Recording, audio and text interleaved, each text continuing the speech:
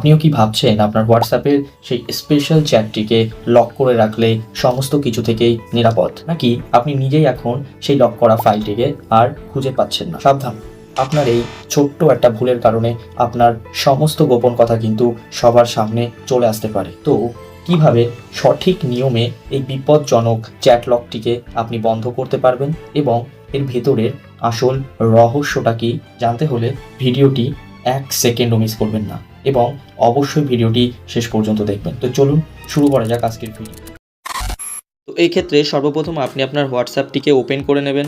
এরপর উপরের দিকে থাকা যে লক চ্যাটস ফোল্ডারটি রয়েছে সেটিতে ক্লিক করবেন। ক্লিক করার পর এখানে আপনার ফিঙ্গারপ্রিন্ট বা পাসকোড দিয়ে আপনি ভেতরে প্রবেশ করবেন। এরপর আপনি সেই চ্যাটটিকে ওপেন করবেন যার উপর থেকে আপনি পর্দার আড়ালটি সরাতে চান বা চ্যাট লকটিকে আপনি হাটিয়ে ফেলতে চান। এক্ষেত্রে আমি আমার এই প্রথম বন্ধুটার চ্যাট লকটিকে এখানে হাঁটাতে চাই, সেক্ষেত্রে আমি এর প্রোফাইলে প্রবেশ করব। প্রোফাইলে প্রবেশ করার পর তার নামের ওপর ক্লিক করবেন।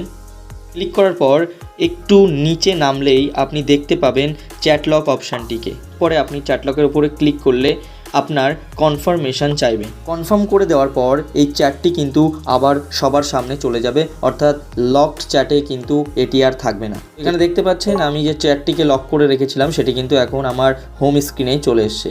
তো আপনারাও ঠিক এভাবেই যে কোনো চ্যাট অর্থাৎ লক চ্যাটকে আপনারা আবার পুনরায় আপনার হোম স্ক্রিনে ফিরিয়ে আনতে পারেন।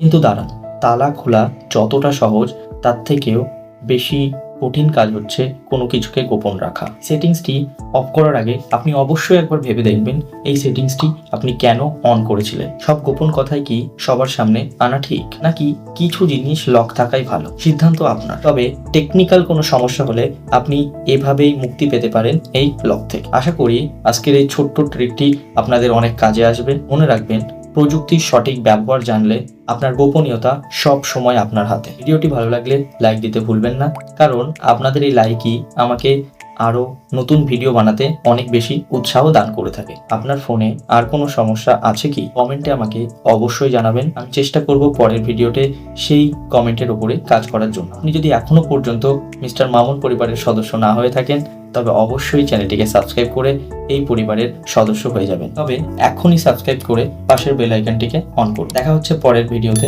ততক্ষণ সুস্থ থাকুন, ভালো থাকুন।